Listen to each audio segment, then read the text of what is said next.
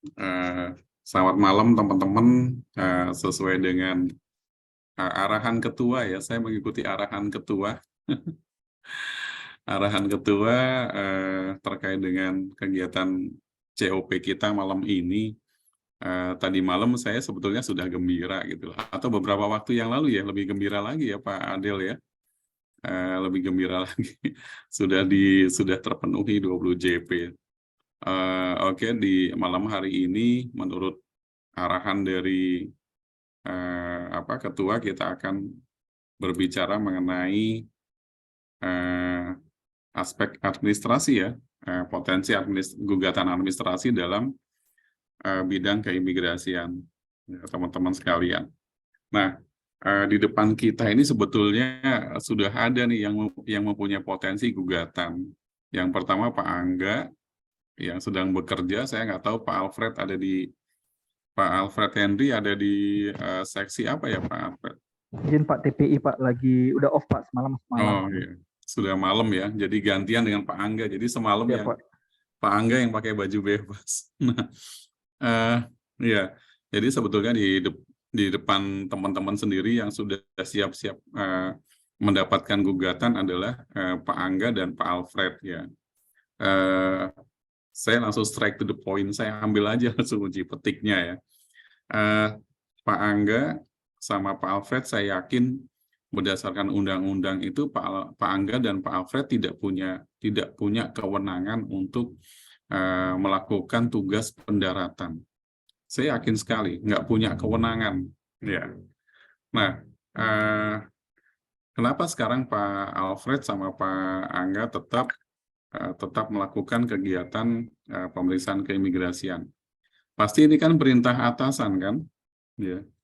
Nah, tapi seandainya teman-teman itu ada yang tahu bahwa produk-produk yang teman-teman hasilkan ya dari pemberian tanda masuk ya, pemberian izin masuk kepada orang asing, kemudian pemberian tanda keluar kepada orang asing dan juga warga negara Indonesia, serta pemberian izin masuk ketika dilakukan gugatannya kepada secara ketatausahaan negara, karena produk teman-teman kan ini sebenarnya produk administrasi. Keimigrasian ini kan bisa dikatakan bagian daripada kegiatan administrasi di bidang keimigrasian. Produknya juga produk tata usaha negara ya. Nah, kalau ada yang menggugat, pasti teman-teman pasti teman-teman potensinya kalah ya. Jadi kalau gitu bagaimana produk yang dihasilkan? Ya sudah, nggak sah sebetulnya ya. Nggak sah teman-teman yang teman-teman lakukan itu ya. Saya lihatkan sebentar di undang-undangnya ya. Ini baru ngobrolin yang teman-teman aja nih yang langsung dilihat, yang langsung bekerja di TPI ya. Nah, ini ada di salah satu pasal ya, pasal 8. Kita coba lihat nih. Nah, ya dimulai sini. Oke, kita bisa lihat sama-sama ngelihat ini deh bareng-bareng ya, dilihat dari sini. Nah, ini setiap orang yang masuk atau keluar dari Indonesia wajib melalui pemeriksaan yang dilakukan oleh pejabat imigrasi. Ini pertanyaan lama kan sebetulnya. Di Batam juga seabrek-abrek itu nggak menyadari bahwa mereka itu sebenarnya nggak punya kewenangan. Nah, ya, jadi pejabat imigrasi masuk atau keluar, ya. Kemudian ya ini masih sama ya. Oke, terus kemudian bagaimana ruang buat teman-teman kalau bukan pejabat imigrasi, ya. Oke, saya close ya. Saya buka kan di pasal di PP 31. Sebenarnya ini solusi buat teman-teman sekalian. Nah, ini. Oke, saya tampilkan rekan-rekan sekalian. Ya. PP 31. Ya. Oke. Nah, kelihatan kan? Oh, kok masih paspor biasa? Sebentar. Ini jangan paspor biasa. Oh iya.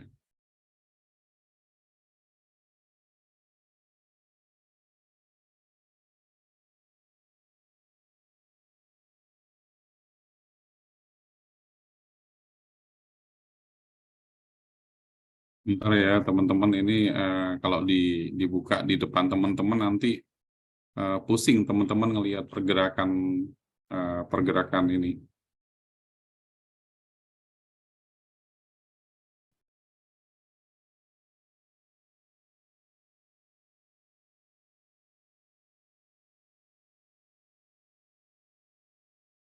Nah, ada di salah satu klausul pasal 20 ya teman-teman. Ini sebenarnya solusi buat teman-teman sekalian. Ini saya bukakan ya. Nah, ini adalah solusi buat teman-teman sekalian.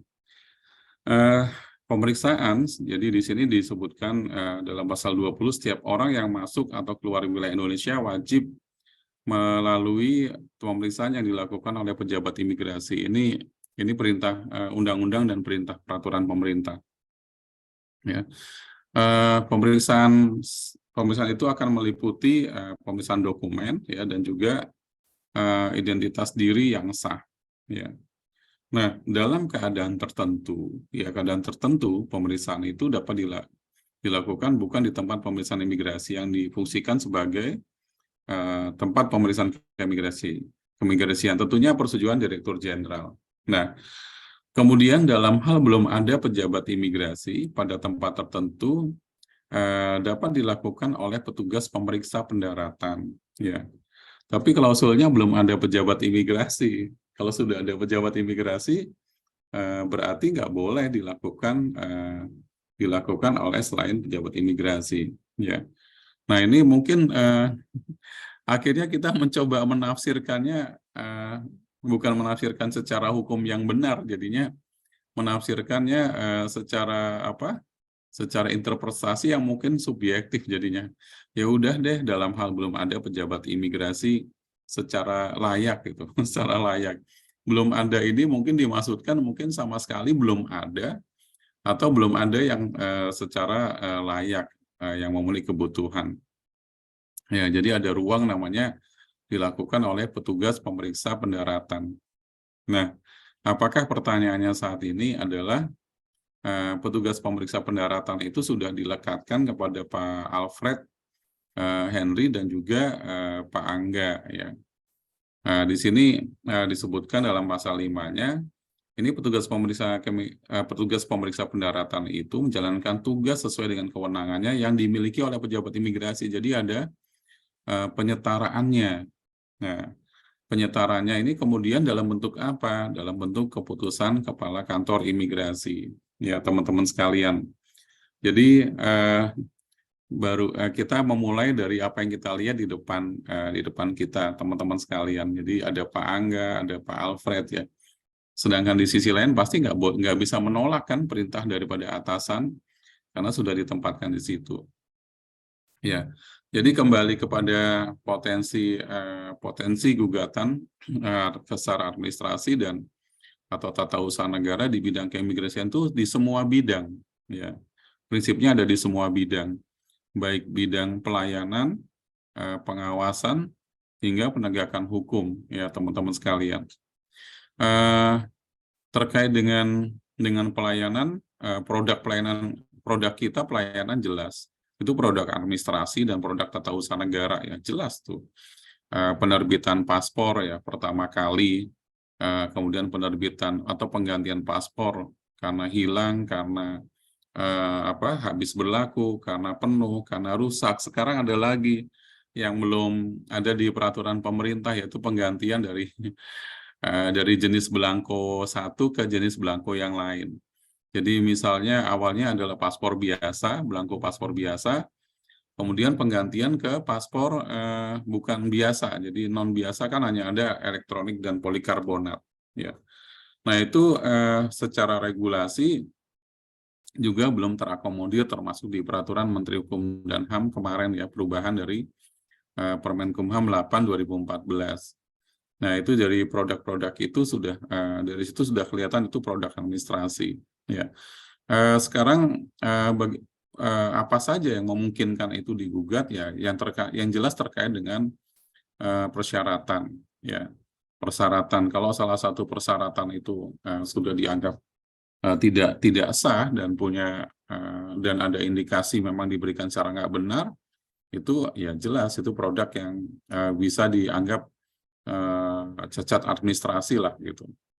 Nah, kemudian proses juga, ya itu juga punya potensi ya, sampai dengan keputusan pemberian atau penolakannya, ya itu sampai dengan itu.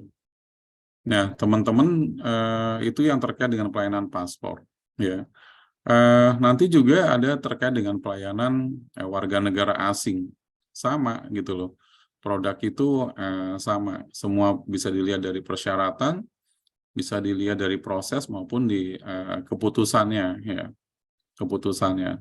Jadi hati-hati walaupun administrasi, saya pernah merasakan berkali-kali mewakili Direktorat Jenderal dalam sidang PT UN gitu. Ya, tapi untungnya menang semua. PT UN-nya nggak ada yang kalah gitu loh. Untungnya nggak ada yang kalah. Nah, ada juga di luar PT UN atau gugatan administrasi itu ada gugatan pidana kan potensi. Tapi di sini kita mungkin tidak membicarakan gugatan pidana ya. Kalau gugatan pidana itu ambil contoh yang paling mudah ketika misalnya ada anak ya, anak kecil ya dari ayah dan ibu yang kemudian berpisah, itu salah satu ya yang mempunyai potensi gugatan administrasi dan juga gugatan pidana ya. Diberikan misalnya tanpa seizin dari yang sebagai walinya atau sebagai pemegang hak asuh, itu juga gugatan yang punya potensi gugatan pidana. Nah, selain layanan warga negara Indonesia, layanan warga negara asing, termasuk juga layanan anak berkewarganegaraan ganda. Ya, walaupun yang paling kecil itu adalah anak berkeluarga ganda, itu paling kecil. Layanan warga negara asing juga itu kecil karena kita bisa berlindung dalam prinsip kedaulatan negara, jadi sovereignty ya, gitu. Nah, ini yang terlihat dalam kegiatan-kegiatan layanan di kantor imigrasi. Ya. Lalu kemudian, selain layanan tadi warga negara Indonesia, warga negara asing ya, di kantor imigrasi ada juga layanan yang tadi yang teman-teman lakukan di tempat pemeriksaan imigrasi. Ya. Di TPI itu kan sebetulnya pekerjaan trifungsi itu jadi satu, teman-teman, antara pelayanan publik ya, layanan pemeriksaan keimigrasian, kemudian pengawasannya juga dalam satu waktu dan juga keamanannya. Jadi trifungsi yang dilakukan dalam satu paket, satu waktu ya, yang tidak dapat dipisahkan ya. Itu yang dilakukan di TPI, karena ada unsur layanannya ya tetap ada potensi gugatan administrasi ya teman-teman sekalian. Kemudian yang paling kuat jelas ya ketika itu terkait dengan penegakan hukum ya, penegakan hukum ya, mulai dari penegakan hukum warga negara Indonesia kan ada tuh ya, terkait dengan misalnya terkait dengan layanan paspor. Ya, ada penggantian paspor yang diberikan atau tidak diberikan. Ya, ada hilang karena paspor hilang, karena paspor rusak dan seterusnya. Ada pemberian yang ada penolakan, ada pemberian ya karena dari proses misalnya penggantian nama ya, ganti nama ya. Itu juga sebuah produk yang punya potensi juga ya. Ada yang penggantian namanya kan sejauh ini sudahlah pakai adjudikator saja gitu, adjudikator pusat gitu kan. Tapi jangan lupa bahwa kalau penggantian melebihi dari berapa karakter itu sebenarnya ada azas kependudukan yaitu contractus actus ya. Kita sebetulnya perlu menggunakan mekanisme pengadilan negeri ya, karena memang diatur dalam Undang-Undang Administrasi Kependudukan dan peraturan pemerintahnya gitu. Nah ini terkait layanan paspor ya, masih ada yang penegakan hukum ya. Ada sanksi penangguhan ya, sanksi penangguhan paspor kembali ya. Ini di Indonesia ya. Di Indonesia ini ada sanksi penangguhan paspor kembali dari proses yang proses penegakan hukum dari pemberian keterangan yang nggak benar. Sebetulnya pemberian keterangan yang tidak benar itu kan masuk dalam ranah pidana, yaitu di pasal 126 huruf C Undang-Undang. Tetapi dengan mengedepankan pidana sebagai ultimum remedium, ya obat terakhir, maka diambillah jalur administrasi yang lebih bersifat implementatif dan cukup efektif, yaitu pemberian penangguhan paspor. Ya. Jangka waktu pemberian penangguhan paspor sampai saat ini kita belum punya standar yang baku ya, yang baku pedomannya. Istilah penangguhan paspor ada dalam Peraturan Menteri Hukum dan HAM nomor 8 tahun 2014, tapi berapa lamanya untuk case apa, berapa lamanya untuk ini tuh secara pedoman belum ada ya. Itu terkait dengan penggantian penangguhan pemberian paspor. Kemudian ada lagi yang terkait dengan tindakan penarikan paspor. Ya, tindakan penarikan paspor teman-teman. Mereka-mereka yang dilakukan pencegahan, warga negara Indonesia yang dilakukan pencegahan, pastinya itu akan diajukan untuk permintaan penarikan paspor. Ya, nah potensi yang bisa muncul yaitu orang baru dicegah, belum belum bersalah dan seterusnya, apakah apakah mereka layak diambil paspornya. Mekanisme penarikannya sendiri juga kan ketika kita menetapkan ini sebagai penarikan paspor, mekanismenya juga belum jelas, bukan jelas ya, bukan belum jelas, tapi memang kita harus akui belum lengkap ya. Penarikan itu dalam mekanisme SOP-nya kayak apa, sampai nanti berapa lama itu penarikannya dilakukan, penyimpanannya di siapa, bagaimana mekanisme nanti pengambilan paspor kembali ya. Katakanlah Pak Alfred habis dikenakan cegah karena piutang negara, permintaan dari Direktorat Jenderal Kekayaan Negara Kementerian Keuangan. Nah, ini paspornya ditarik ya. Nah, setelah ditarik ini berapa lama sebenarnya imigrasi ini menarik paspor ya? Sampai kapan ya? Nah, itu juga bibit-bibit bibit-bibit yang rentan sekali nih ya. Kita menarik paspor, menyimpannya di mana? Terus apakah ada jaminan ya, jaminan bahwa paspor itu yang disimpan itu aman ya? Apakah imigrasi sudah menyimpannya secara benar, punya standarisasi penyimpanan dan seterusnya? Karena yang di kantor satu, misalnya kantor imigrasi Medan dengan kantor imigrasi Dabo Singkep bisa berbeda penerapannya. Yang satu disimpan oleh kepala kantor, yang satu disimpan mungkin oleh kepala seksi pengawasan dan penindakan. Ya, ini hasil pencermatan di lapangan ya. Nah, ini terkait dengan penindakan terhadap warga negara Indonesia ya.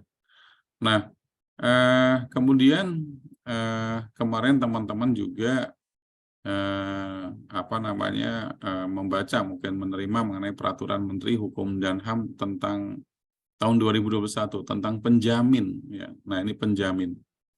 Nah, sama ketika penjamin itu nanti ditarik hak penjaminannya, ya, itu ada ya potensi kerawanan di situ. Termasuk juga yang jelas sebetulnya ketika ada hukuman buat penjamin yang melanggar itu di rumah detensi, ya ditempatkan di rumah detensi, ya itu jelas menabrak dari undang-undang kan. Rumah detensi adalah tempat penampungan sementara bagi orang asing yang dalam rangka dikenakan tindakan administratif keimigrasian. Jadi Di situ kita bisa melihat adanya potensi. Ya, selamat malam Ibu Arya Sandi. Ya, selamat bertugas di malam hari. Kelihatannya yang belum naik pangkat Pak Angga Wijaya ya, yang masih jangan-jangan belum biasanya kalau perempuan lebih rajin yang mengumpulkan butir-butir kegiatan ya, dakung ya. Kalau laki-laki nanti dulu. Apalagi kalau Pak Adel di bidang tikim makin susah ya mengumpulkan angka kredit dakung. Baik, sedikit intermezzo ya. Jadi kembali ke situ tadi mengenai penjaminan ya. Yaitu tadi kita baru bicara dikit. Nah sekarang udah sampai ke penjaminan nih. Nah ini penjaminan ya seperti itu kondisinya. Ada klausul yang ditempatkan di rumah detensi ya. Wah, padahal rumah detensi itu tempat penampungan sementara untuk orang asing ya di Permenkumham mengenai penjamin. Kemudian potensi kerawanan berikutnya adalah terkait dengan semua yang berkaitan dengan penegakan hukum, ya, semua berkaitan dengan proses penegakan hukum, ya. Kalau yang terkait dengan proses penegakan hukum ini adalah proses penegakan hukum yang di bidang administrasi tentunya, bukan penegakan hukum yang di bidang pidana atau pro justisia, ya. Semua produk administrasi itu di bidang penegakan hukum itu mempunyai kerentanan, ya. Teman-teman saya akan share ya. Ini produk tindakan administrasi ini ya. Saya akan buka ya. Nah, ini di undang-undang di undang-undang pasal 75 aja deh. Kita langsung ngobrol 75. Ya. Nah, ini. Oke, saya share teman-teman ya. Ya, ini undang-undang nomor nomor 6 tahun 2015. Lihat. Ini pejabat imigrasi sebetulnya mendapatkan punya senjata yang nggak dimiliki oleh siapapun. Senjata ini sebetulnya pengulangan dari pasal 42 Undang-Undang nomor 9 tahun 92 tentang keimigrasian. Ini kan imigrasi itu berwenang melakukan tindakan administratif terhadap orang asing, ya, yang melakukan kegiatan berbahaya atau patut diduga. Jadi patut diduga aja sudah bisa dikenakan tindakan administratif. Nah, membuktikan patut diduga ini saya pernah punya pengalaman digugat ini ya. Tapi bukan digugat, tapi mewakili kantor imigrasi kelas 1 khusus Jakarta Selatan. Padahal waktu itu saya kepala kantor imigrasi Pemalang. Tapi ditugasin untuk sidang di PT UN ini. Ya, jadi patut membahayakan ya. Nah, ini semuanya nih. Udah, semuanya ini adalah produk tindakan administratif yang mempunyai potensi ya. Potensi gugatan di bidang administrasi maupun atau tata usaha negara ya. Mau pencantuman dalam daftar pencegahan ya. Penangkalan ya. Kemudian ada pembatasan atau perubahan pembatalan izin tinggal, larangan untuk berada di satu atau tempat tertentu, keharusan bertempat tinggal di suatu tempat tertentu, pengenaan biaya, dan deportasi. Udah ini usul semuanya ini adalah potensi kerawanan-kerawanan dalam gugatan administrasi. Ya. Nah, selain juga terkait gugatan administrasi, hal-hal seperti pencegahan, penangkalan ini, ya, itu pernah mendapatkan uji materi di MK bahkan di Mahkamah Konstitusi. Yang pertama terkait dengan penundaan keberangkatan berkaitan dengan penyelidikan. Jadi lidik itu sudah bisa menghasilkan penundaan keberangkatan. Penundaan keberangkatan itu kan oleh kepolisian dan pelaksananya oleh imigrasi ya. Nanti kalau mekanismenya nggak tepat berarti potensi lagi nih kerawanan gugatan dan seterusnya ya. Nah, khusus terkait dengan keharusan bertempat tinggal di tempat tertentu ini kan sebetulnya proses yang namanya proses pendetensian ya. Pendetensian. Kemudian di pendetensian kan nanti ada surat perintah pendetensian, ada berita acara pendetensian. Awalnya dari keputusan. Keputusan itu keputusan tindakan administratif keimigrasian itu dimulai atau harus dilengkapi dengan yang namanya berita acara pemeriksaan. Kemudian setelah ada berita acara pemeriksaan, ada yang namanya berita acara pendapat ya. Nah dari situ teman-teman sekalian lahirlah yang namanya keputusan pendetensian. Kalau sudah keputusan pendetensian nanti berkembang lagi sampai ada berita acara pendapat berikutnya yang terkait dengan keputusan pendeportasian. Ya. Nah, keputusan pendeportasian ini nanti diikuti juga sebuah analisa atau kajian selanjutnya, apakah dia ini akan dikenakan tindakan penangkalan atau tidak, ya, teman-teman. Jadi produk-produk yang memang mempunyai potensi tidak hanya di kantor imigrasi, bahkan juga di rumah detensi imigrasi. Ya. Apalagi di rumah detensi imigrasi kalau misalnya ada yang jeli aja kan dia hanya menerima dari kantor imigrasi ya. Ketika menerima dari kantor imigrasi apakah kemudian berhak mendeportasi apa enggak ya. Padahal karena yang melakukan penangkapan pemeriksaan awalnya adalah kantor imigrasi tapi yang mendeportasi ini. Nah itu pernah juga ada tekanan dari beberapa pihak terkait fungsi rumah detensi imigrasi. Tapi it's okay lah gitu. Kalau sepanjang masih kita dalam koridor ini peraturan perundang-undangan ya nggak apa-apa gitu. Nah tadi bicara potensi ya di dalam negeri sama kok ini potensi di luar negerinya juga sama. Jadi apa yang ada di dalam negeri sama dengan apa yang di luar negeri ya.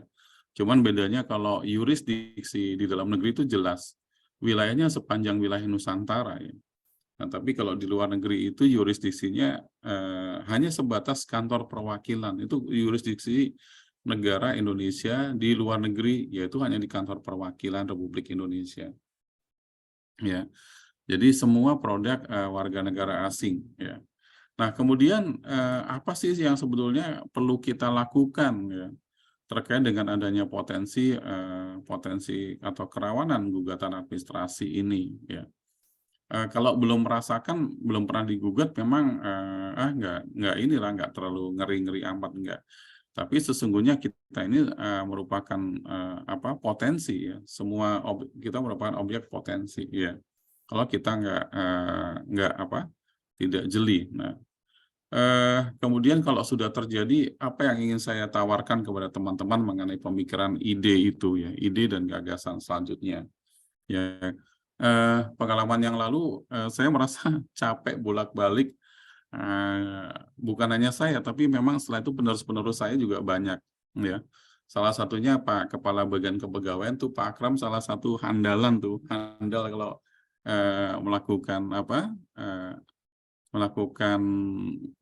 mewakili pemerintah dalam beberapa perkara ya. Atau teman-teman pernah mendapatkan mentor kan? Pelajaran dari Ibu Suci Rahmawati Putri, ya kan? Pasti kalau JF pasti ketemu tuh sama Ibu Suci Rahmawati. Nah itu juga salah satu yang handal dalam bidang hukum ya, terkait dengan beracara. Ya saya bersyukur sudah ada penerus-penerusnya ya sampai Suci Rahmawati ya. Nah ini terasanya kalau ini kita ya tentang bicara kita. Nah, sebetulnya teman-teman, saya ingin di sini itu teman-teman mengingat kembali atau mengetahui atau mengenal deh. Kemarin kita baru bicara mengenai PKS ya, PKS dengan Kejaksaan Agung, Kejaksaan Negeri ya. Nah, kenapa kita perlu melakukan PKS terhadap dengan Kejaksaan Negeri ya? Saya buka ya PKS-nya. Oke, PKS ya. Oke. Ya, sambil saya buka yang lainnya juga, ada PKS juga. Oke. Sebentar ya, teman-teman.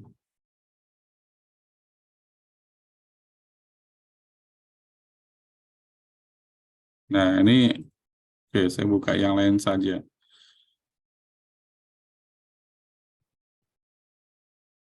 Oke, teman-teman, coba saya alihkan ya. Nah, ini teman-teman, ada PKS salah satu. Kalau kemarin mungkin, ini belum ter-share lagi. Coba saya ulang lagi deh. Ulang lagi, bisa nggak tershare ya teman-teman? Nah, oh sudah. Ya, ini teman-teman. Ya, ini adalah salah satu contoh ya, contoh yang semalam kita bicara mengenai PKS ya, banyak PKS, tapi PKS-nya bicara eksternal semua. Nah, kita belum bicara untuk kepentingan internal kita ya, jika terjadi kasus ya. Nah, ini ada PKS masih baru teman-teman, ini kerjasama di bidang hukum pidana, perdata dan tata usaha negara. Jadi, nah di sini ada antara Kepala Kantor Imigrasi Atambua dan juga Kepala Kejaksaan Negeri Belu ya. Nah, salah satu yang apa namanya menjadi tugas daripada Kejaksaan Negeri ya. Di sini teman-teman ya yang saya apa kasih angka 2 nih.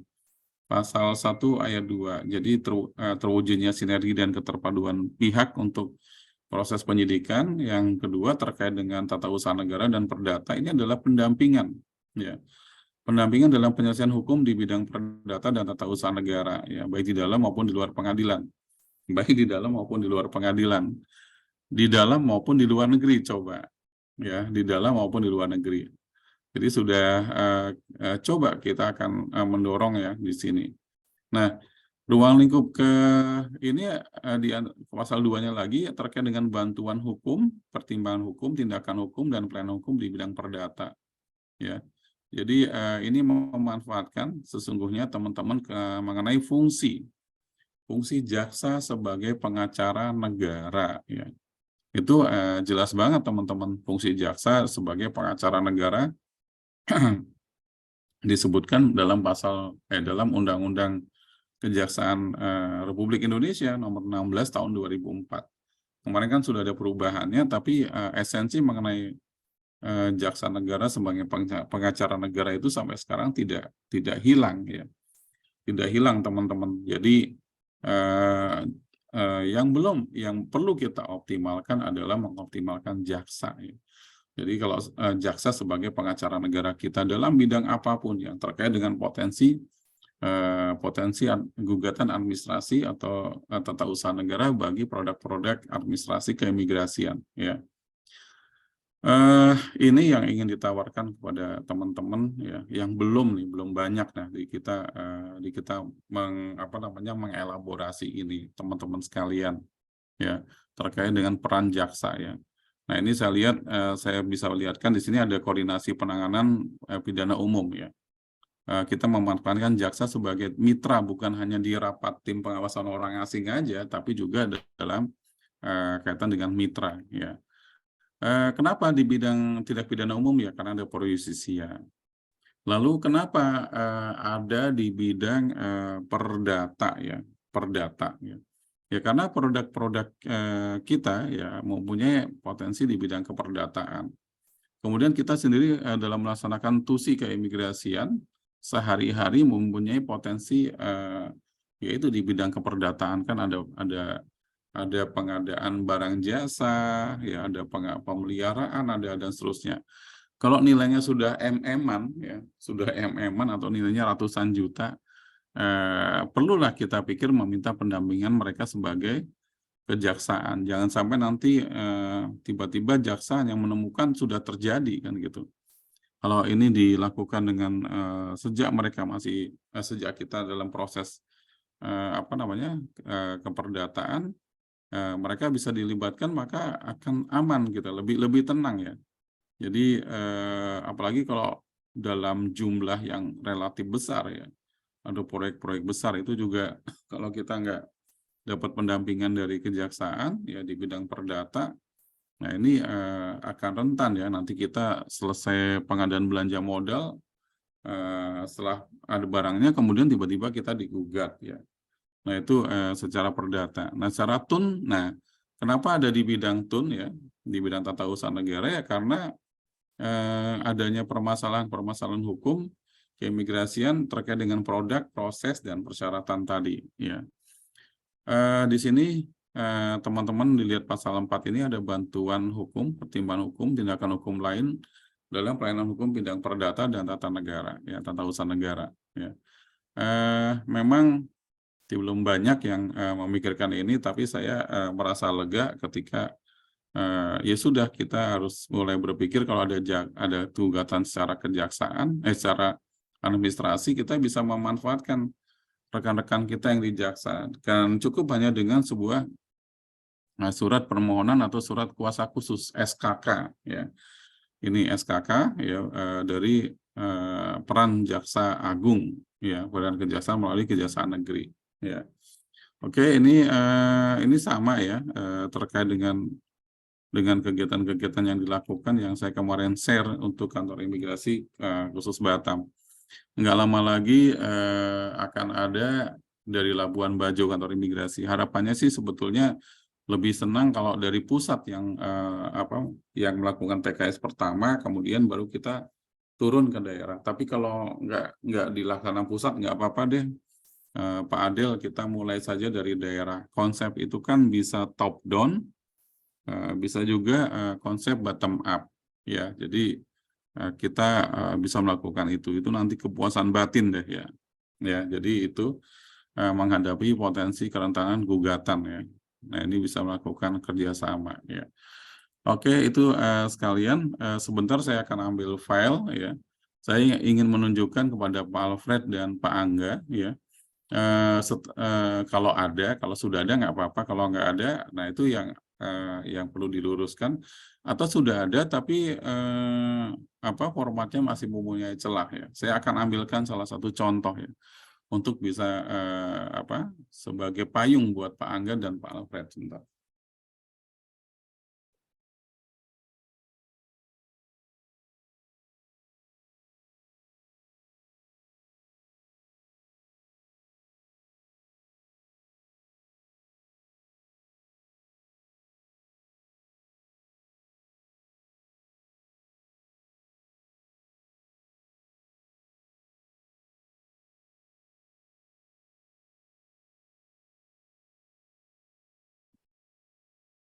Ya, maaf, kalau ngambil bahannya dulu baru inget, ya.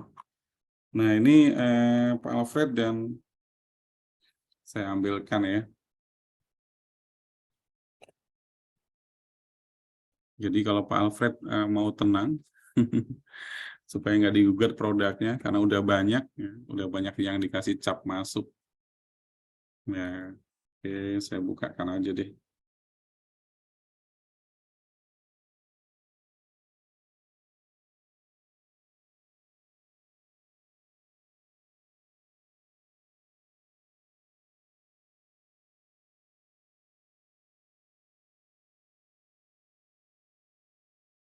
Aduh, kalau nggak ketemu repot juga nih.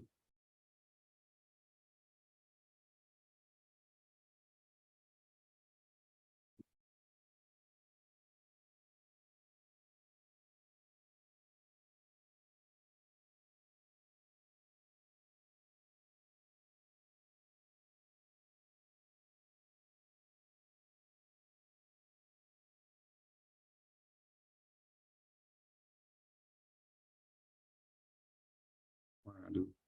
Wah, ini sepertinya nggak ketemu, tapi saya sambil cerita aja, sambil ngobrol dengan teman-teman.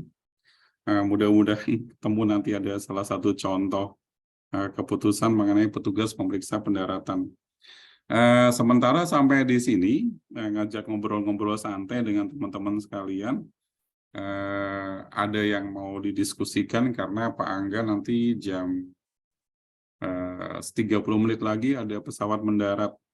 Jadi mungkin apakah ada teman-teman yang mau berdiskusi mengenai hal ini dulu terlebih dahulu, apa yang kita baru obrolkan santai-santai tadi. Ya, saya persilakan mungkin Pak Alfred atau yang lain mau coba-coba mendiskusikan.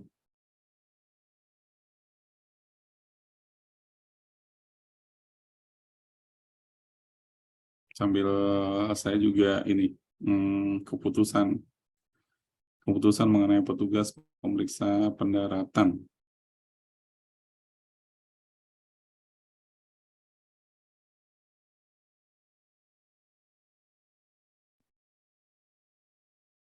Pada Pak Alfred itu sepertinya banyak mau ditanyakan itu, Pak. Sedang berpikir keras apa yang mau disampaikan. Mau bagaimana menyelamatkan diri sendiri kalau ada yang gugat. Tapi sedikit aja Pak, tadi saya sekilas sebelum Bapak tutup apa namanya file tadi Pak, terkait PKS dengan Kejari tadi, itu ada seperti apa jam pelayanannya. Terus kita kan ada nih Pak janji layanan gitu kan, terus dipublikasikan kepada masyarakat. Kemudian di suatu waktu misalnya terjadi kendala seperti Dabo Singkap lah Pak, saya ini kan contohkan ke Dabo Singkap. Itu Dabo Singkap itu kan koneksi jaringan sering terganggu Pak Jin. Begitu juga ke pelayanan. Dengan adanya janji layanan ini kan sudah menyeluruh Pak ke semua kantor layanan yang berada di seluruh Indonesia. Seandainya terjadi, anggaplah misalnya kita pelayanan kan maksimal 4 hari kerja untuk penerbitan paspor. Seandainya terjadi kendala dalam 4 hari ini, ternyata diterbitkan tuh di hari ke-5 atau ke-6. Nah, itu apakah bisa dijadikan bahan gugatan oleh masyarakat atau bagaimana Pak? Karena selain dengan itu janji layanan, kita kan ada juga yang sekarang berjalan untuk WBK itu ada apa namanya? Kompensasi. Betul Pak, kompensasi layanan. Jika kami melebihi waktu yang ditentukan, mendapatkan souvenir gitu Pak. Nah, souvenir ini apakah pengalihan agar tidak dituntut oleh masyarakat atau bagaimana, Pak? Ya, kalau yang pertama terkait dengan perjanjian ada waktu, layanan dan seterusnya ya. Dalam sebuah perjanjian itu ada yang namanya keadaan-keadaan kahar ya, keadaan kahar. Ini saya tunjukkan aja deh keadaan kahar. Bagaimana ketika keadaan-keadaan khusus ya, yang di luar hal-hal yang tidak kita duga ya. Ini sama nih ya, sebetulnya yang di forum komunikasi dan seterusnya ini kan terkait dengan isi PKS tadi ya. Nah ini ada keadaan force majeure ya. Keadaan force majeure ini yang dianggap membuat kita ini tidak dapat melaksanakan PKS itu ya. Ini terkait dengan PKS ya.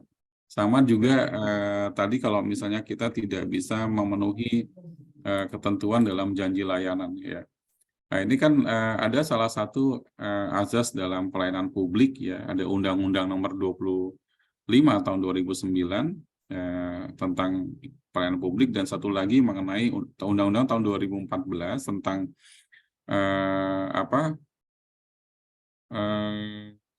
pelaksanaan pemerintahan ya, tentang pelaksanaan pemerintahan itu. Jadi dalam pelaksanaan pemerintah itu harus ada kejelasan. Nah, ketika ada satu gangguan ya, keadaan yang kita tidak bisa duga terkait mungkin jaringan komunikasi, terkait dengan listrik ya. Nah itu tadi fungsi publikasi ya, fungsi publikasi penyebarluasan informasi kan bukan hanya menyebarkan perluasan informasi kondisi kebijakan terkini atau perkembangan terkini, tapi salah satu adalah membangun interaktif kepada masyarakat publik ya. Kalau memang dia keterlambatan itu karena hal-hal yang di luar kemampuan ya, di luar kemampuan dirinya, terus kemudian kita melakukan publikasinya secara terbuka kepada masyarakat, tentu hal ini tidak menurut hemat kami tidak bisa menjadi objek untuk gugatan ya, karena sudah terpublikasi ya, sudah terpublikasi jelas ya. Pengumuman kepada masyarakat dengan seiring dengan adanya kendala kesisteman, kami menyampaikan bahwa untuk layanan paspor belum dapat diselesaikan hingga pada tanggal 26 November misalnya. Kami akan berusaha untuk menyelesaikan persoalan teknis yang ada, kesisteman yang ada, dan kami memohon maaf atas segala ketidaknyamanan ini. Jadi ada bahasa itu itu sudah termasuk membangun interaktif yang baik ya, dan ini tidak termasuk dalam objek gugatan ya, apalagi dengan janji layanan yang tidak terpenuhi ya, dan ini juga tidak termasuk dalam kategori keingkaran ya, keingkaran atas layanan yang harus diberikan kompensasi karena teman-teman terbuka ya. Jadi ini prinsip fairness ya. Kalau saya ada kendala, saya nggak mampu, saya akan sampaikan segera. Ya, apalagi sudah ada we apologize for your inconvenience gitu misalnya kalau untuk asing. Further any information ya, itu informasi selanjutnya silakan nanti menghubungi saudara Aditya Dwi Saputra di nomor HP nomor sekian ya. Jadi itu yang tidak termasuk dalam objek gugatan ya, dan juga objek permintaan atau kompensasi ya, ini nggak termasuk, tenang aja Pak Adel.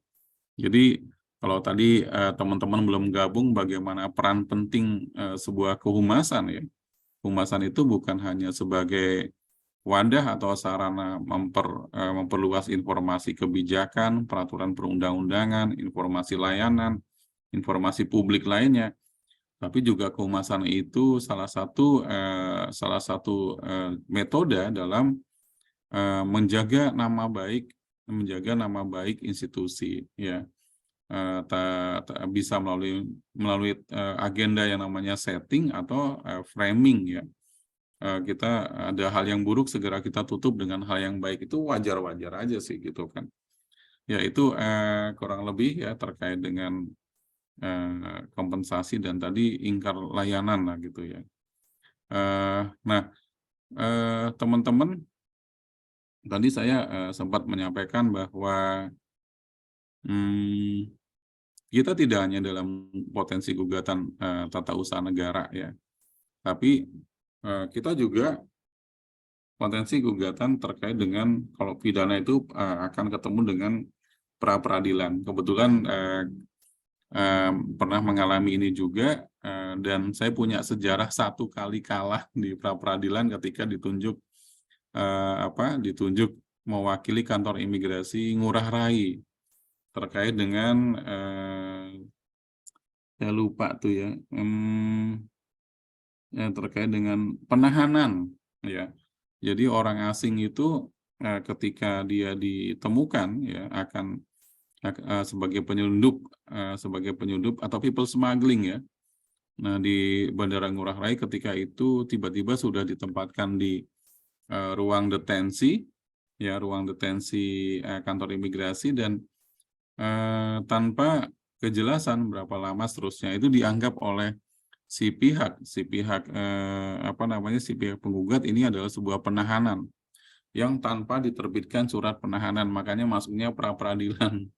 Ya, kalau kita cepat-cepat membuat keputusan pendetensian atau tindakan administratif keimigrasian, itu mereka nggak akan bisa menggugat itu ke pra peradilan. Jadi ini juga sebuah sharing betapa pentingnya tertib administrasi ya.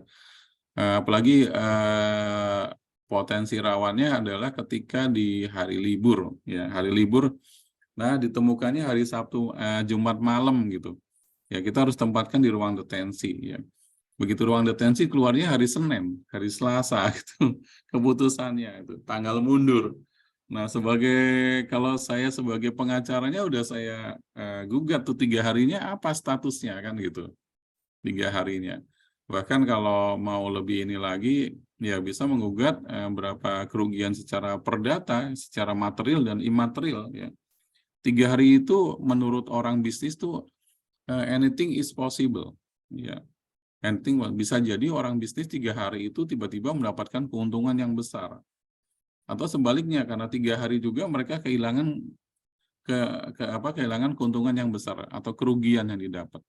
Nah, mereka itu bisa melakukan celah-celah gugatan ini ya. Nanti saya ngasih bisik-bisik ke teman yang pengacara kan bisa aja. Itu produk ini yang harus digugat, ini yang enggak kan gitu. Termasuk mungkin yang di TPI kali ya. Tapi enggak lah yang di TPI. Ya. Seperti itu Pak Adel ya.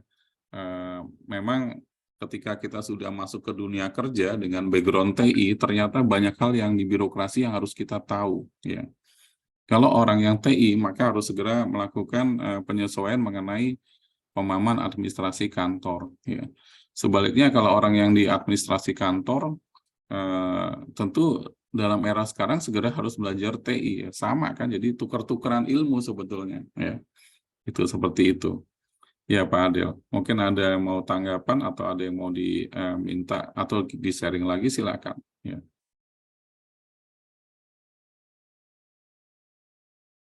Ya, mungkin Pak Alfred tadi katanya Pak Napit. Saya sambil nyari contoh itu, contoh keputusannya teman-teman ini. Izin Bapak, Ya, kalau ya Pak Angga, izin bertanya nih sedikit nih Pak. banyak juga boleh. Soalnya kalau nggak ada Pak Angga, katanya tadi kelas nggak bisa jalan, ini penutupan gitu. Terkait yang benar Pak, yang sesuai dengan Undang-Undang Nomor 6 kan, kalau untuk pelaksanaan pemeriksaan di bandara itu atau di TPI itu kan hanya diberi kewenangan kepada pejabat imigrasi Pak. Namun di PP 31 di pasal 20 itu dijelaskan bahwa jika tidak ada pejabat imigrasi, maka petugas pendaratan bisa melaksanakan tugas dan kewenangan dalam melaksanakan tugasnya Pak. Tapi di situ tidak dijelaskan bahwa petugas pendaratan juga harus bertanggung jawab. Beda definisi dengan pejabat imigrasi yang di pasal 1 kan di situ ada kalimat bertanggung jawab dalam melaksanakan tugas dan fungsi, sedangkan di petugas pendaratan itu tidak diberikan tanggung jawabnya Pak. Nah, jikalau petugas pendaratan melakukan kesalahan dan kesalahan itu bisa menjadi sebuah gugatan oleh masyarakat, berarti itu nanti tanggung jawabnya itu kemana Pak? Mohon izin Pak. Iya. Sudah Pak Angga? Tanggung jawabnya kepada atasan. Iya, yang menugaskan. Benar tadi yang disampaikan Pak Angga. Memang tidak dijelaskan lebih lanjut dalam peraturan pemerintahnya seperti apa ya. Nah ini saya akui ini merupakan salah satu kelemahan ya. Kelemahan ketika itu kita hanya berpikir menyusun PP-nya itu untuk daerah-daerah yang yang belum ada pejabat imigrasi atau jumlah pegawainya sedikit, bahasanya pegawainya sedikit. Kita 2011 kan waktu belum menyusun jabatan rumpun imigrasi ya. Kita baru mulai menyusun jabatan rumpun imigrasi itu 2013 awal, saya ingat banget 2013 awal karena diminta menyusun naskah akademik tentang rumpun jabatan imigrasi. Yang pada akhirnya lahirlah jabatan analis keimigrasian. Ya. Kemudian ketika tahun 2017 kalau nggak salah mau ada penambahan pegawai, Kumham nggak bisa menambah pegawai. Tapi ada formasi yang, maksudnya di Direktorat Jenderal Imigrasi nggak bisa menambah pegawai, tapi ada formasi yang bisa dipergunakan oleh imigrasi waktu itu. Karena hasil Anjab analisa jabatan, itu ada kebutuhan 2.200 analis di seluruh Indonesia. Nah itu belum pernah diminta formasi itu. Nah, setelah sudah turun analisnya, kita kemudian melupakan yang pasal 20 yang tadi. Langsung aja didorong main cap gitu, suruh ke atas gitu kan. Diajarin temen aja sama senior, udah deh gitu. Kalau ini seperti ini capnya seperti ini, nggak terlalu sulit ya. Nah, ketika ada kejadian yang misalnya fatal ya tadi. Ada diberikan izin berangkat gitu kan kepada ini ya. Secara tanggung jawab ini memang tanggung jawab yang melekat pada perorangan kan, karena kita terikat pada ketentuan perundang-undangan kan, terikat pada kode etik juga ya. Nah tapi itu Yang dari sisi di luarnya kan eksternalnya ya tetap tanggung jawab kita ada melekat pada kita ya. Sedangkan untuk di lingkup internal ya berarti kita ada evaluasi, ada yang salah kan gitu loh. Ada yang salah terkait ini ya. Ini kayaknya jam 8 sudah deket ya pesawatnya ya Pak Angga ya. Sudah ngintip-ngintip. Udah dikasih bisikan dari belakang soalnya saya lihat. Izin Pak, tadi udah landing duluan Pak, pesawatnya maju landingnya duluan Pak. Makanya tadi pada saat nggak muncul udah lagi pemeriksaan Pak, izin. Oh iya. Ya nggak apa-apa. Sambil kerja ya nanti mungkin sambil Pak Alfred mewakili pertanyaan selanjutnya. Kita sudah mulai mengurang-ngurang waktu dengan ngobrol tadi. Kan batas kita ternyata jam 21 ya. 21. Nah ini kelihatan nih, ada yang lagi kerja nih Pak Adel. Pak Adel sudah pernah ngecap belum? Belum Bapak. Untuk yang di pelaksanaan di TPI belum, tapi kalau untuk cap mewakili atasan sudah Pak. Cap mutasi sudah Pak. Cap mutasi paspor, mutasi plus masuk. minus ya. Siap. Plus minus, iya. Nah itu juga kalau cuma ngecap aja nggak apa-apa. Tapi kalau nanda tangan ya, nanda tangan ya nggak punya ini. Nah sebenarnya konsep kemarin tuh bagus. Ketika di Suskim baru itu dulu kan sempat ikut mendiskusikan ini. Konsep Diskuskim itu kan akan mempejimkan semua analis sebetulnya awalnya supaya produknya dilindungi dan punya kewenangan untuk melakukan akselerasi yang lebih gitu dari sekarang kan. Ya antara kompetensi keterampilan ya yang ada di pemeriksa dengan kompetensi yang ada di analis tentu nggak sama ya. Nah, ini memang perlu banyak pelatihan-pelatihan agar pelatihan-pelatihan bukannya teknis tapi juga administratif. Sayang sekali saya nggak mendapatkan ininya dokumennya ya terkait dengan contoh SK untuk petugas pemeriksa pendaratan. Aduh, saya minta maaf banget ini. Kalau nanti ada saya kirim aja deh kepada teman-teman sekalian gitu. Oke, mungkin sementara itu ada yang mau mendiskusikan lagi berikutnya. Sayang sekali saya nggak dapat ini kan. Izin Pak, mungkin sedikit sharing nih Pak.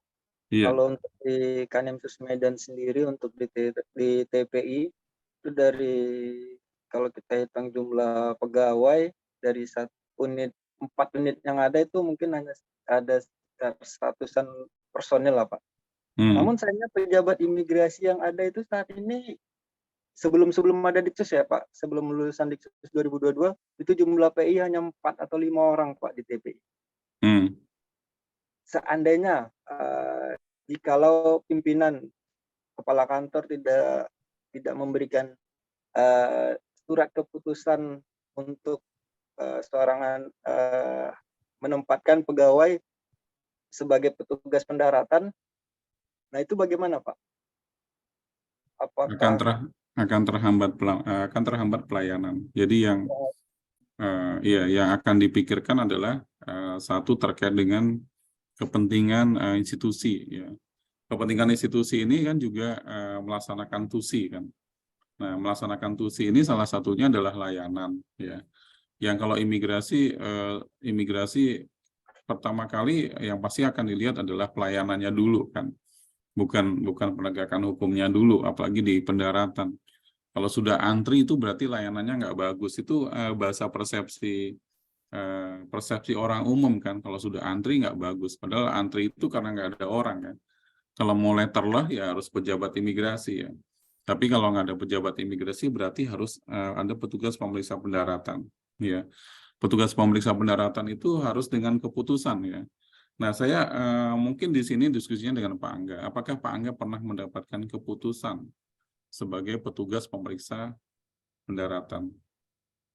Izin Pak, kalau saya cuma dikasih surat tugas saja Pak, surat tugas untuk melaksanakan kegiatan di TPI di seksi 3 dengan rincian kegiatan itu berdasarkan poin-poin tugas yang sebagai analis keimigrasian pertama itu aja sih Pak. Oke. Padahal surat tugas itu bukan keputusan. Ya, nanti besok saya kalau ketemu saya kirim deh ini bisa sebagai contoh ya. Surat tugas itu bukan keputusan. Ya. Keputusan itu sifatnya menetapkan. Nah, menetapkan itu berarti jadi keputusan itu kalau dalam dalam teori hukum itu adalah basic king ya, menetapkan. Kalau menetapkan maka dia punya konsekuensi. Ya, konsekuensinya apa? Disetarakan. Yang kedua, mungkin nggak disetarakan tapi diberikan kewenangan yang sama gitu kan, tadi ada tuh di PP 31 ya, PP 31 tadi diberikan kewenangan yang sama, tugas dan tanggung jawab melekat yang sama ya. Jadi itu yang sebenarnya perlu teman-teman lengkapi mengenai keputusan petugas pemeriksa pendaratan ya. Sayang di sini nggak ada yang dari Batam ya. Kalau ada tinggal minta aja suruh kirim gitu di forum ini ya, dalam rangka mengantisipasi potensi gugatan administrasi aja ya. Ya, saya kalau jadi pembisik pengacara kan bisa aja kan, misalnya. Tapi nggak boleh kan ini institusi. Hanya kita tahu dalam standar untuk community of practice ini aja gitu. Itu Pak Angga. Sudah berapa banyak nih penumpang ya di depan? Udah selesai Pak, izin Pak. Ya, udah selesai. Udah Ternyata Pak, tadi yang saya nggak muncul di kamera Pak. Oh, oke. Iya. Jadi kembali ke tadi, surat tugas itu bukan keputusan ya. Jadi kalau kita lihat keputusannya nih, ya. Izin Pak, jadi seandainya lah nih Pak ya, dalam melaksanakan tugas di TP ini kan kita tidak hanya melaksanakan bentuk pelayanan, mungkin ada dalam bentuk tindakan atau apapun yang seharusnya memang kewenangan itu melekat kepada pejabat imigrasi Pak. Jikalau di satu sisi pejabat imigrasi tidak berada di tempat dan pelayanan itu harus tetap ada, koordinasi yang tepat itu seperti apa Pak? Mohon petunjuk. Ini soal administrasi lagi nih. Jadi misalnya nggak ada di tempat, tapi sesuatu yang sifatnya emergensi dan tidak bisa ditunda dan kaitannya dengan pelayanan publik ya. Yang paling bagus dilakukan adalah berkomunikasi dulu dengan orang yang mempunyai kewenangan. Ya, orang yang mempunyai kewenangan ya. Misalnya siapa yang mempunyai kewenangan. Nah, kewenangan itu pendelegasian itu kan ada pendelegasian kewenangan secara delegatif dan ada juga atributif kan gitu. Nah, kalau saya dihubungi ini orangnya nggak ada, misalnya Pak Angga, oke Pak Angga tanda tangan ya atas nama saya. Jadi kalau itu ada A.N. ini atas nama saya gitu. Misalnya jabatan yang berwenang itu misalnya adalah jabatan Kepala Seksi Tikim ya, atas nama Kepala Seksi Tikim itu Bapak Adel Hafiz itu, namanya Adel Hafiz. Nah, kewenangan itu yang diberikan atas persetujuan atau perintah ya untuk pengamanannya itu haruslah dilakukan dengan mekanisme administrasi yang layak dan benar. Mekanisme administrasi yang layak dan benar itu adalah laporan. Jadi menindaklanjuti isi laporannya kurang lebih begini, menindaklanjuti arahan Kepala Seksi Teknologi Informasi Keimigrasian melalui komunikasi via telepon tanggal berapa, tanggal berapa, jam berapa berkaitan dengan tindak lanjut penyelesaian penerbitan mutasi paspor tadi kata Pak Adel Hafid, sedangkan dan dalam rangka mendukung pelayanan publik yang tepat waktu dan sasaran, maka bersama ini telah kami lakukan telah dilakukan kegiatan penandatanganan mutasi paspor ya, penandatanganan mutasi paspor. Nah, lampiran tanda tangannya terlampir kiranya di bagian akhirnya demikian kiranya untuk menjadikan informasi dan arahan lebih lanjut. Nah, ketika sudah dilaporkan Ya, ini berarti gugur kewajiban teman-teman tuh gugur. Ya, Pak Adel gugur, Pak Napitu Pulu gugur nih, Pak Alfred ya. Jadi sudah saya lakukan nih kewenangan ini kan, penyerahan kewenangan ini ya. Kalau nanti tidak ada arahan, it means that berarti atasan adalah menyetujui. Ya. Kalau ada arahan lebih lanjut agar ditandatangan ulang misalnya oleh saya dan seluruh untuk melengkapi, itu arahan lebih lanjut ya, arah tindak lanjut. Jadi konsep teman-teman ketika habis diberikan delegasi ya atau ada masalah dan ini sebaiknya tidak ditunda adalah berkomunikasi pasti kepada atasan gitu. Tapi ternyata ini persoalan berikutnya adalah tidak semua atasan yang dikomunikasi memberikan solusi. Ada yang jawabannya cuma begini, udah tunggu aja saya, nanti kira-kira saya 2 jam lagi nyampe, tunggu saja gitu. Nah, kayak seperti itu kan Pak Adel kan, 2 jam lagi tunggu aja. Nah, kalau seperti ini, waduh, nggak bagus juga kan gitu. Soalnya kalau pelayanan publik kalau bisa nggak ada yang ditunda gitu. Tapi kalau memang benar-benar nggak ada ya berarti saya harus kembali 2 jam ini ditunggu gitu loh. Kalau benar-benar nggak ada. Dan memang kalau kaitannya dalam kaitan dengan tujuan pengamanan ya, pengamanan keimigrasian. Jadi pengamanan ini bukan pengamanan security. Mankim itu adalah pengamanan keimigrasian. Pengamanan keimigrasian itu ada pengamanan perizinan ya, perizinan keimigrasian, pengamanan dokumen keimigrasian, pengamanan material keimigrasian ya, kemudian pengamanan dokumen keimigrasian tadi ya, dan pengamanan terhadap objek vital ya, objek vital atau tempat yang melaksanakan tugas pengamanan keimigrasian. Jadi kalau Pak Angga meminta petunjuk itu sebenarnya juga dalam rangka konteks pengamanan ya, selain pelayanan juga pengamanan gitu. Hanya itu tadi deh tantangannya, ada atasan yang ngerti, ada yang nggak ngerti. Udah tunggu saya aja kenapa sih gitu kan? Nah, padahal kita ini akhirnya kita yang harus pintar-pintar. Pak, mohon maaf Pak, pejabatnya masih berada di luar. Kapan sampai nanti kurang lebih 2 jam nanti kalau nanti sampai kami akan memberitahu, akan informasikan segera kepada Bapak. Ini kan bahasa humas kan, bahasa apa sih? Bahasa bukan humas, bahasa customer care kan.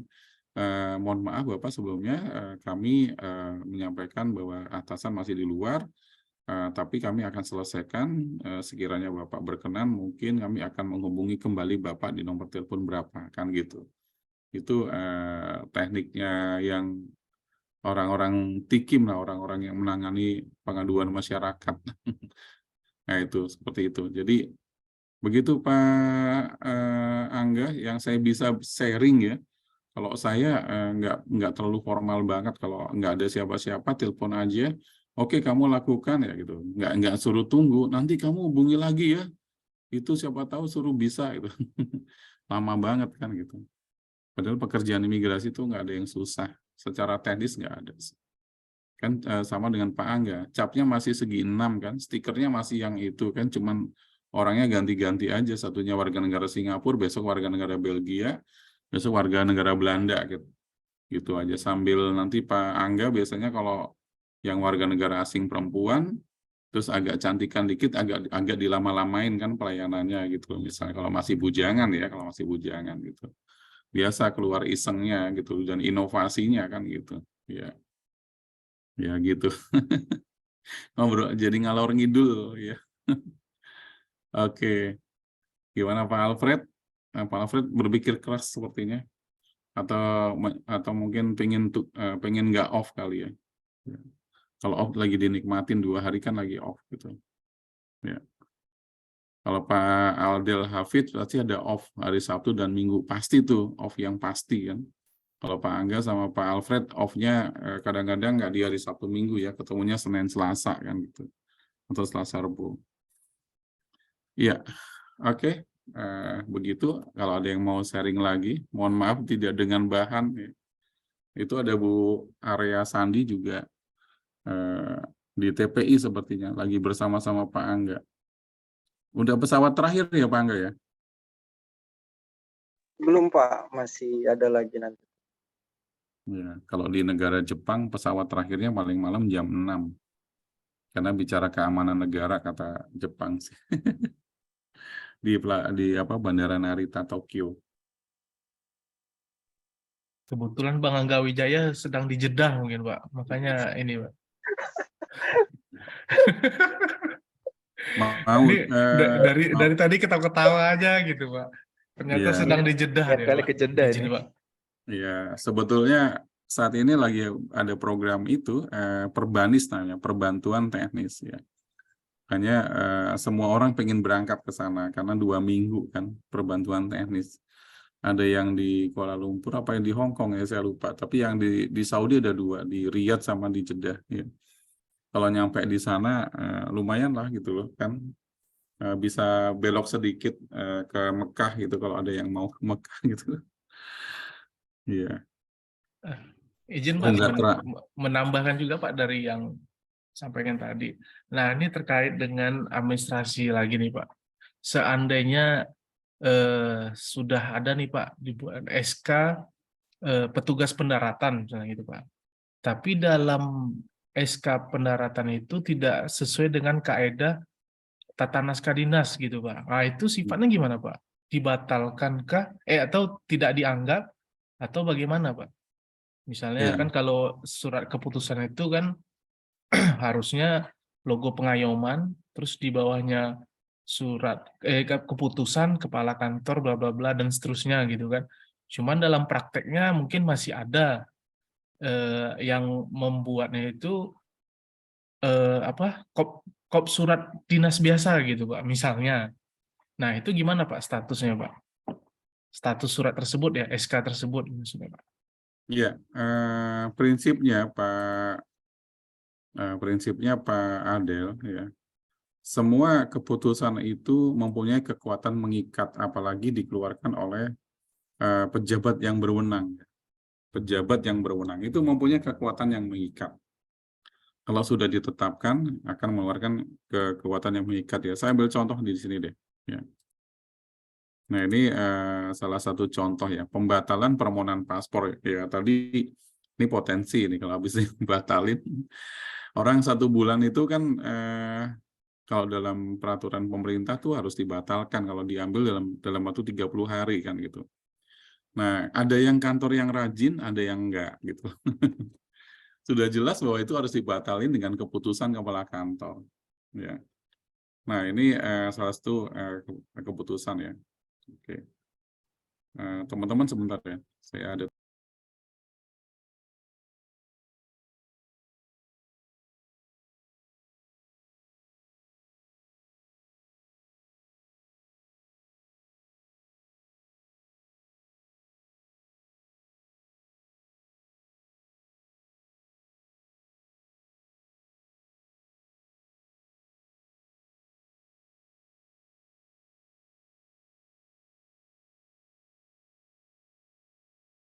ya, Pak Adel, prinsip bahwa semua keputusan itu apabila ditetapkan oleh yang berwenang itu mengikat ya. Ini kebetulan atas nama kepala kantor, jadi diberikan kewenangan nih, mengikat nih. Ya. Nah, kemudian pertanyaannya adalah apakah keputusan yang mengikat itu sudah benar, ya, sudah benar. Kemudian apakah ada kelemahan? Ya, ada kelemahan itu kita bisa lihat nih. Kelemahannya mungkin tidak di menimbangnya, tidak. Ya, memang ada teknik sendiri sih membuat keputusan ya. Nah, kita bisa melihat di sininya nih, mengingatnya ya. Ini apakah ada undang-undangnya benar gitu. Terus kemudian ada peraturan pemerintahnya benar apa enggak. Terus peraturan paspornya benar apa enggak. Sampai kewenangannya ada nggak? Ini kan ada kewenangannya di organisasi dan tata kerja kantor imigrasi. Ya, ini membuat teknik administrasi sih sebetulnya. Ada keputusan di kantor, tapi di sininya adalah peraturan mengenai organisasi dan tata kerja kantor wilayah. Ya, itu berarti sudah celah satu ya. Kemudian ada peraturan organisasi mengenai Kementerian Hukum dan HAM, padahal keputusannya pembatalan paspor, tapi Kementerian Hukum dan HAM. Nah, yang dicantumin adalah nomor 29 tahun 2015. Ya, di sini dasar mengingat. Ya. Peraturan Menteri Hukum dan HAM nomor 29 tahun 2015 itu sudah dicabut, teman-teman. Nah, bagaimana keputusan yang mengikat, tetapi keputusan yang mengikat ya sudah ditetapkan kan mengikat, tetapi merujuk pada keputusan atau peraturan yang sudah dicabut. Nah, bisa dibayangkan kan? Bisa digugat nggak? Bisa, teman-teman. Nah, ini potensi rawannya. Apalagi kalau kita buat peraturan, buat keputusannya cuman save copy paste gitu kan. Habis keputusan pengelola BMN ya, pengelola barang milik negara di save as jadi keputusan deportasi gitu misalnya, atau di keputusan dari keputusan lainnya untuk penugasan dan seterusnya ya. Jadi memang teknik membuat keputusan itu ada tekniknya ya teman-teman. Ini sayangnya di kantor imigrasi nggak ada pelajarannya gitu atau belum ada ya. Kalau teman-teman mau belajar ya nanti dia kapan-kapan ya. Nah, ini salah satu contoh tindakan administratif pendeportasian. Ini kan ada format standar nih. Ini kalau lihat teman-teman rapih nggak, Pak Adel? Ya, rapih nggak ini? Kanan kiri, lihat aja nih kanan kiri, kiri kanan kan, atas bawah ini kan ada karakter ya. Nah, oke. Kita nggak lihat itu ya. Sekarang kita ngelihat ininya, mengingatnya nih. Nah, kemudian ada organisasi tata kerja kantor imigrasi. Oh, boleh berarti kewenangannya ya. Berdasarkan kewenangan ini. Nah, kemudian banyak nih ya yang kantor-kantor ini mengenakan tindakan administrasi karena pelanggaran pasal 75 Undang-Undang. Padahal tadi pasal 75 itu bukan klausul pelanggaran, tapi klausul kewenangan pejabat imigrasi untuk mengenakan tindakan administratif keimigrasian. Nah, jenisnya di ayat 2 ada pencegahan, penangkalan, dan seterusnya. Ya. Nah, ini antara mengenakan pelanggaran karena melanggar pasal 75 ya dengan mengenakan pengenaan pelanggaran yang dijadikan dasar pendeportasian dalam pasal 75. Nah, ini. Jadi keputusan pendeportasian itu harus dengan alasan yang jelas. Ingat kan prinsip dalam tata pemerintahan ya, Undang-Undang 2014 juga pelayanan publik harus jelas nih apa yang dilanggar gitu loh. Banyaknya keputusan pendeportasian udah dia capek pasal 75 aja pelanggaran padahal bukan pelanggaran. Walaupun itu sifatnya ketetapan dan mengikat tetapi punya potensi diajukan gugatannya gitu loh. Nah, kalau ini kan teman-teman lihat tuh ada jelas kan yang dilanggar apa sih? Ini ada undang-undang narkotika, kemudian patut berbahaya ya. Nah, berupa pengenaan pelanggarannya apa? Orang asing tidak mentaati ya. Nah, ini mengusulkan kemudian penangkalan beberapa hari dan seterusnya ini jelas nih. Nah, itu. Seperti itu Pak Adel Hafiz, administrasi itu penting, sering dianggap remeh ya. Ya hal biasa aja, yang penting nanti ditandatangan udah selesai. Tapi kalau ngelihat konsekuensi hukumnya, ya punya beberapa potensi kerawanan lah gitu. Apalagi kalau nggak ngerti nih kalau ada ini ya. Nah, ini yang banyak yang di sekeliling kita ini belum memahami seutuhnya ini. Ya, seperti itu sih teman-teman. Ya, udah 21:09 ya, bonus ya. Penutupan tapi bonus ya. Penutupannya nanti ini ya, makan sate aja penutupannya ya, secara virtual ya. Ya Pak, ke Medan Pak, biar makan durian kita Pak. Ya, itu sebelah kanannya sebuah doa itu atas sejedah ya itu. Siap Pak, mulai dari doa Pak, usaha sedang dilakukan.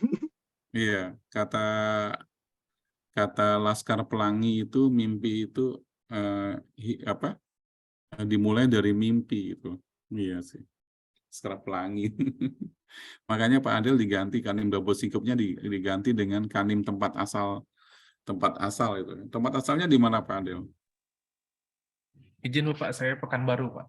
Nah, bisa diganti kanim Pekanbaru kan gitu. Tapi mau ke Batam itu Pak. Keburu Pak Ismoyo berangkat jadi kadif. Nggak jadi kayaknya. Bentar lagi balik Bang, ke Kandilbat Kepri itu. Amin, amin. Mudah-mudahan ya Pak. Nanti hat-trick dong saya. Patrick semua posisi di sana dong itu. Iya. Oke, saya serahkan kepada teman-teman sekarang. Saya close ya. Nanti janji saya nyariin buat Pak Angga keputusan pendelegasian, iya. Petugas pemeriksa keimigrasian. Ini PR nih. Saya Izin Pak, janji. saya membuat pertanyaan Pak Iya. dari chat obrolan Pak, izin. Oh iya. Baru mau saya baca Pak Alfred. Sepertinya kalau apa? Ini ya. Misalnya suatu kejadian produk imigrasi digugat M-Paspor karena setiap membuat permohonan selalu down. Loadingnya lama untuk M-Paspor. Apakah hal tersebut bisa digugat oleh orang lain melalui e-lapor? Ya, kalau e-lapor itu ketidakpuasan kan sebetulnya ya. E-lapor. ID atas aplikasi sungguh lambat. Hal ini sulit. Oke, antri untuk buat paspor per hari. Ya. Prinsipnya kalau dalam pelayanan publik itu ketidakpuasan itu bisa disampaikan lewat mekanisme apa saja sih. Ada lewat mekanisme pengaduan atas layanan publik. Ya. Kalau di kita ada e-lapor, boleh aja. Kemudian kalau kita nggak puas, boleh kita ke level yang lebih besar ya, eksternal. Misalnya lewat Ombudsman Republik Indonesia, ORI, ya kan? Bisa lewat situ. Itu kalau lewat ORI tentu dampaknya tidak hanya internal tapi juga eksternal, karena nanti kita akan dipanggil dan seterusnya, diminta penjelasan. Tapi bagusnya nanti akan diberikan langkah-langkah pengawalan ya, dikawal sampai perbaikannya sampai apa semua nanti oleh ORI itu dikawal. Ya. Sedangkan untuk e-lapor itu hanya salah satu wadah aja gitu loh. Nanti e-lapor itu akan diteruskan lagi ke Direktorat Jenderal Imigrasi, karena nggak mungkin ke kantor imigrasi, Pak Alfred. Yang membuat sistemnya adalah Direktorat Jenderal Imigrasi, ya. Jadi seperti itu. Nah, kalau ini bukan potensi gugatan administrasi yang kayak tadi, ya. Itu. Kalau ini kan produknya bukan administrasi, gitu. Ya, itu sih teman-teman, ya. Nah, kemarin kan ada peraturan Menteri Hukum dan HAM mengenai paspor ya, yang mencabut pasal 6. Saya yang nanya pasal 6 siapa ya, saya lupa. Kalau sudah dicabut. Nah, kalau peraturan yang sifatnya di bawah undang-undang ya, itu bisa dilakukan gugatannya namanya judicial review ya, dilakukan di Mahkamah Agung ya atas peraturan-peraturan itu. Bisa diuji secara materi ya. Karena kemarin itu peraturan Menteri Hukum dan HAM nomor 9 tahun 2012 tentang rekomendasi kerja bagi calon tenaga kerja Indonesia itu masih ada gitu loh, belum dicabut. Jadi ada tumpang tindih peraturan. Nah, itu bisa diuji ya. Peraturan yang lama versus peraturan yang baru, atau peraturan yang lebih tinggi, yang lama dan lebih tinggi dan seterusnya ya. Itu objek gugatan. Jadi itu Pak Henry ya, itu melalui wadah atau saluran apa aja boleh sih ya. Tapi kita biasanya lebih menjaga ya, udahlah internal dulu deh kita gitu. Ya, nutupin lah gitu. Nutupin nggak apa-apa, orang kita memang bajunya di sini, dibesarkan di sini, sekarang ya dapat grade nomor 8 juga di sini juga kan gitu. Iya. Oke.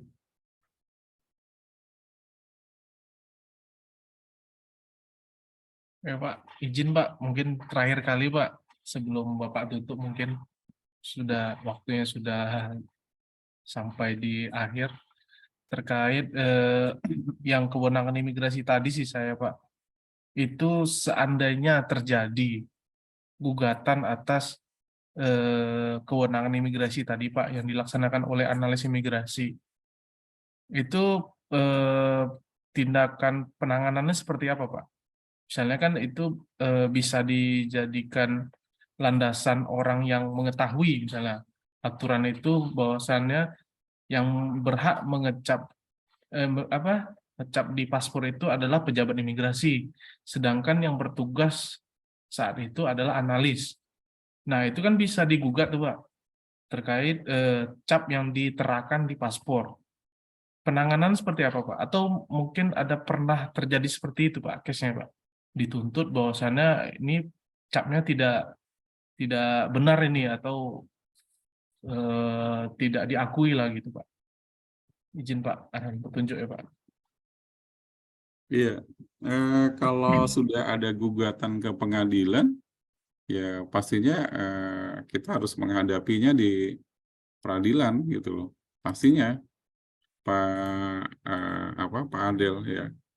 Nah, tentang bagaimana kita nanti beralibi, tentu nanti ada berdasarkan bukti ya. Kalau hakim itu akan memeriksa bukti-bukti ya. Saya pernah sidang Cynthia Alona, mungkin artis berapa tahun 2012 atau 2013 saya lupa, Cynthia Alona ya. Artis yang ditangkap di jalan kan ketika itu penangkapan kita itu dengan kepolisian. Nah, salah satu gugatan Cynthia Alonia adalah penangkapan kita nggak dengan kepolisian. Nah, tetapi kita bisa menyajikan bukti ya. Jadi kalau termasuk di sidang peradilan tata usaha negara, ketika ada gugatan itu, ya kita harus menyampaikan bukti bahwa kita sudah mendelegasikan. Nah, persoalan buktinya, kalau tadi itu disampaikan Pak Angga hanya surat perintah, berarti kan nggak sesuai dengan undang-undang dan peraturan pemerintah pelaksanaannya kan gitu. Ya, nah ya bisa kalah produk itu, ya. Apa yang kita lakukan bisa kalah, potensi kalah ya. Ini saya bicara berdasarkan pengalaman pengalaman yang di-sharing di community of practice ya. Kemudian nanti potensi kalah. Kemudian apakah sudah ada yang pernah menggugat atau belum? Mudah-mudahan belum gitu. Ya nanti yang di kelas ini ya hanya untuk saling belajar, bukan untuk saling memberitahu ke yang lain. Jangan sampai diberitahu ya, ini kan pembelajaran internal kita ya.